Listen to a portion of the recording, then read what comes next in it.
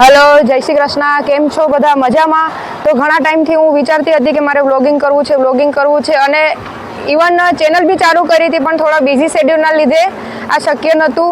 પણ હવે હું એવી ટ્રાય કરીશ કે હું વીકમાં એટલીસ્ટ 1-2 વિડીયો અપલોડ કરું અને અમારી જે ડેઇલી લાઈફનું જે શેડ્યુલ છે તમારા બધા જોડે શેર કરું. તો હું સ્વાગત કરું છું તમારા બધાનું અમારા ડીપી વિથ વ્લોગ્સની અંદર. તો આજે સન્ડે છે અને સન્ડેના છુટ્ટી હોવાના લીધે હું અને પિયુષ નીકળી ગયા છે ડાકોર જવા માટે. તો અત્યારે વાગ્યા છે 11:30 અને અમે ઓલમોસ્ટ અડધે પહોંચી ગયા છે. હવે અહીંયાથી 15 કિલોમીટર દૂર છે અમારું ડાકોર. તો ચલો આજે આપણે કરીએ રણછોડરાયના દર્શન.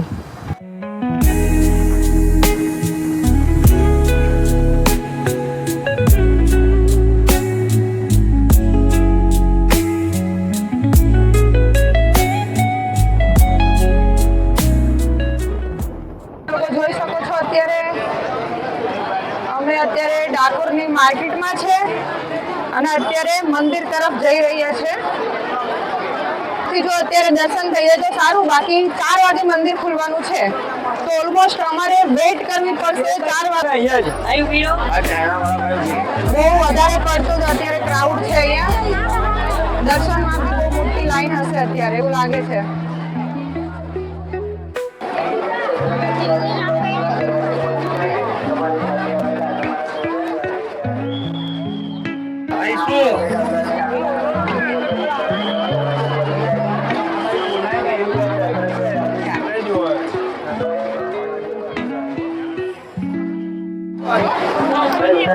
હું તમને બધાને સજેસ્ટ કરીશ કે સન્ડેના દિવસે યા તો વેકેશનમાં ડાકોર આવવાનું અવોઇડ કરવાનું, બીકોઝ એટલો ક્રાઉડ છે, એટલી ભીડ છે કે ચાલવાની બી જગ્યા નહીં, પ્લસ ઉપરથી ગરમી અને ધકાધકી.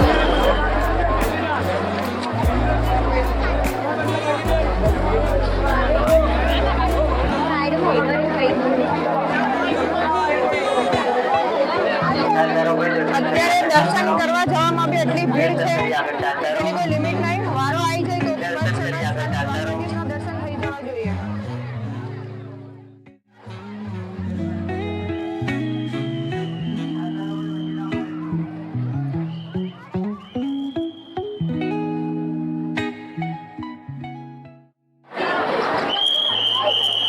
જો આ લાઈન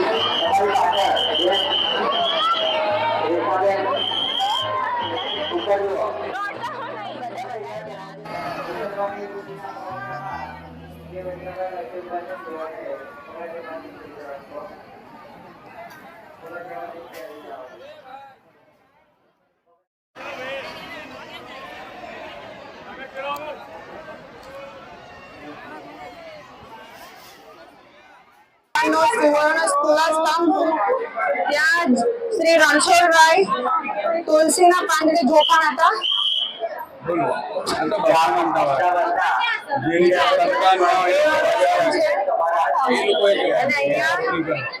જેની માનતા ન હોય એ લોકો અંદર પૂરી કરવા જઈ શકે છે. આ છે અહીંયાના ગોરદા. અમે લોકો થોડા ચીલ થઈ અને હવે જાય છે ગોમતી ઘાટ તરફ.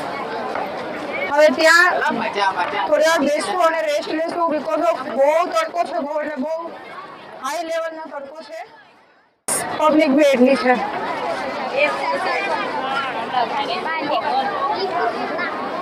પ્લીઝ સવારના ટાઈમમાં આવવાનું ટાળજો, અવોઇડ કરજો.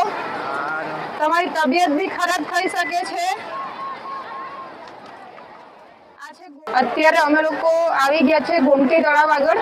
તો ગોમતી તળાવમાં કહેવામાં આવે છે કે જે બી શ્રદ્ધાળુઓ યાત્રાળુઓ આવે છે અહીંયા પવિત્ર સ્નાન કરે છે, જે એક્ઝેક્ટ મંદિરની પાછળની સાઈડ છે, બાજુમાં જ છે. આમ જોઈએ તો સામે અને બીજી સાઈડથી આવું તો પાછળની સાઈડ છે. તો અહીંયા અમુક પૂજા વિધિઓ બી લોકો કરે છે, પ્લસ અહીંયા સ્નાન બી લોકો કરે છે અને ધન્યતા અનુભવે છે. તો જરૂરથી એકવાર સ્નાન કરજો. અમે લોકો અત્યારે સ્નાન તો નહીં કરીએ, પણ હાથ પગ ધોશું, કારણ કે અત્યારે ક્રાઉડ બી બહુ છે.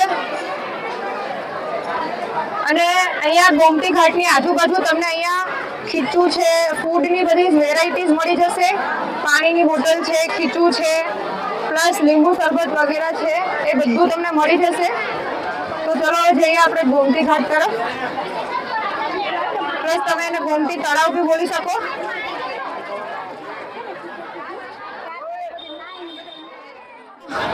હવે અમે ગોમતી ઘાટની અંદર સ્નાન તો નહીં કરીએ, પણ એટલીસ્ટ અમારા હાથ પગે ધોશું અને મારા ચપ્પલ અહીંયા જ કાઢીને જઈશ, કારણ કે ભગવાનના મંદિરની આગળ સ્થળ છે એટલે બહુ પવિત્ર માનવામાં આવે છે.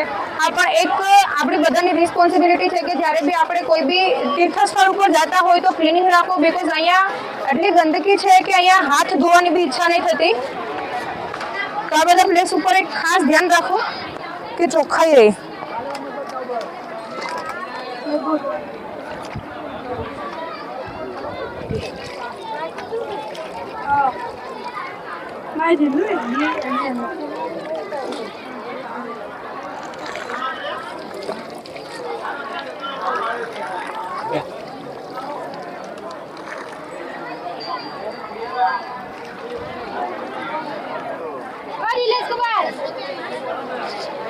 ક્લિનિંગ રાખવી આપણા બધા લોકોની રિસ્પોન્સિબિલિટી છે. તો પ્લીઝ બધાને રિક્વેસ્ટ કરીશ કે તીર્થ એરિયા ઉપર આપણે ચોખ્ખાઈ રાખીએ અને જે બી ડસ્ટ છે એ ડસ્ટબિનમાં નાખીએ. તો ગોમતી તળાવના દર્શન કર્યા બાદ હવે અમારા લોકોને જવાનું છે ગલતેશ્વર બાજુ. પણ એ પહેલા અહીંયા એક ફેમસ ફૂડ છે જે છે બાપાલાલના ગોટા.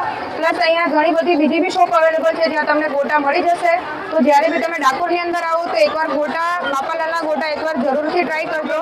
અત્યારે સમર ટાઈમ છે, પ્લસ એટમોસ્ફિયર બી હોટ છે, જેના લીધે અમે ગોટા અત્યારે નહીં ખાઈએ, બીકોઝ ઈચ્છા જ નહીં તેલવાળું ખાવાની.